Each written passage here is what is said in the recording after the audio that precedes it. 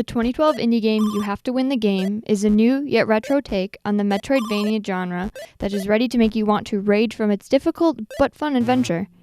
As you can tell from the gameplay, the game tries to look reminiscent of an arcade cabinet from the 80s to help wrap the feel of a difficult game from a time gone by.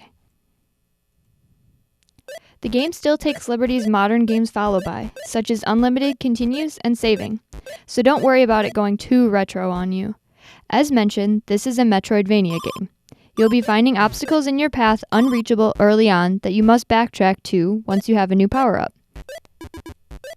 Part of the graphical choice also goes with a limited color palette where many rooms feel the same, so you might want to draw out a map. Regardless, this game wants you to win it, and You Have to Win the Game's addictive gameplay will keep you trying over and over and passing the controller around with friends to solve puzzles or difficult platforming challenges in rooms.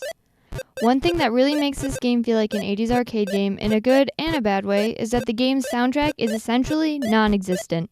It has sound effects that get quite annoying after enough time has been dedicated. Like a lot of games of that time period, many of the actions of either the main character or the enemies makes a sound. And with this game specifically, the sounds tend to get a little bothersome. Many of the puzzles throughout the game have one enemy shooting multiple objects at you very quickly, so it gets to be very repetitive. The concept of having your progression percentage on the bottom of the screen is very helpful at times, considering you have to backtrack during the game on multiple occasions. It gives you a sense of knowing how far you have gone and when you know you're going the right direction. Along with the percentage being at the bottom, it can be useful to know the names of the rooms that you are in, simply because of the fact that it is a 2D scroller game, and it can sometimes become very easy to forget the route you want to take.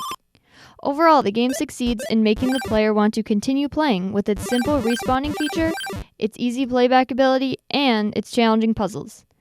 This game unfortunately falls short with its sound effects, but manages to cope well wanting you to win the game. And like it was said before, if you are a Castlevania or a Metroidvania gamer, then this is the game for you.